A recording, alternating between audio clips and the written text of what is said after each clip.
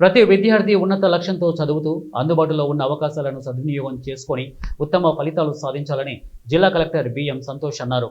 జోగులాంబ గద్వాల్ జిల్లా కేంద్రంలోని ప్రభుత్వ బాలుర ఉన్నత పాఠశాలలో హెల్పింగ్ హ్యాండ్స్ చారిటబుల్ ట్రస్ట్ వారి ఆధ్వర్యంలో స్టడీ మెటీరియల్ పంపిణీ కార్యక్రమంలో జిల్లా కలెక్టర్ బిఎం సంతోష్ పాల్గొన్నారు.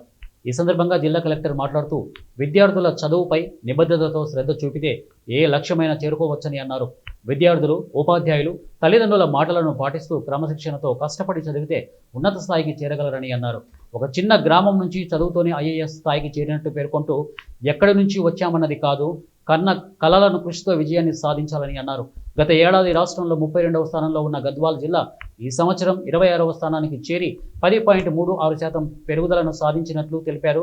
10వ తరగతి విద్యా భవిష్యత్తుకి పునాది కనుక ఇప్పుడే దృష్టి పెట్టాలని, ఎంతసేపు చదువుతున్నామన్నది కాదు, ఎంత శ్రద్ధగా చదువుతున్నామన్నదే ముఖ్యమని స్పష్టం చేశారు.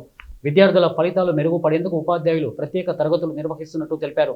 ప్రతి వారం జిల్లాలో పాఠశాలలను క్షేత్రస్థాయిలో సందర్శించి విద్యార్థులతో ప్రత్యక్షంగా మాట్లాడి వారి అవసరాలను తెలుసుకొని విద్యారంగంలో వారు ముందుకు సాగేందుకు నిరంతరం తగిన చర్యలు తీసుకుంటున్నామని తెలిపారు. ఈ ప్రభుత్వ పాఠశాలలో ఉన్న మరుగుదొడ్లు, భవనాల సమస్యలను త్వరగా పరిష్కరించేందుకు చర్యలు తీసుకుంటామని తెలిపారు. ఈ ఏడాది కనీసం 90% మార్కులతో 20 మందిపై విద్యార్థులు ఉత్తీర్ణులు కావాలనే లక్ష్యంగా పెట్టుకోవాలని అన్నారు.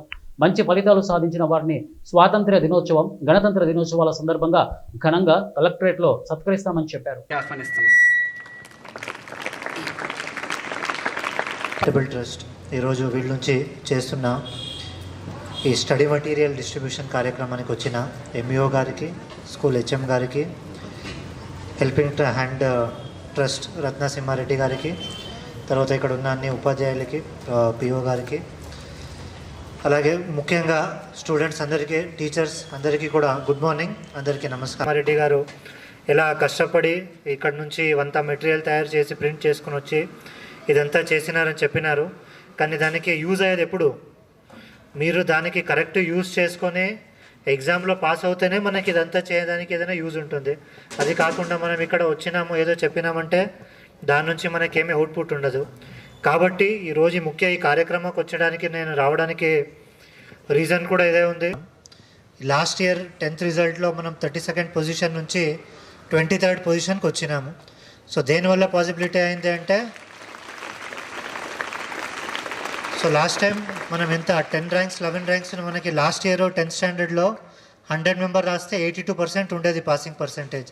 కానీ లాస్ట్ ఇయర్ 100 మెంబర్ రాస్తే 91% పాసింగ్ పర్సెంటేజ్ వచ్చింది గద్వాల్లో. ఎందుకు అంటే అదన్నీ మోస్ట్ ఇంపార్టెంట్ రీజన్ మన టీచర్స్ తర్వాత స్టూడెంట్స్. సో మీరు మోస్ట్ ఇంపార్టెంట్. మనమంతా ప్రోగ్రామ్ ఎందుకు చేస్తున్నామంటే అది మీకోసమే. అంటే నాకు కూడా మీకు అందరికీ చూస్తుంటే నా స్కూల్ డేస్ కూడా ఇప్పుడు నాకు గుర్తుకొస్తుంది.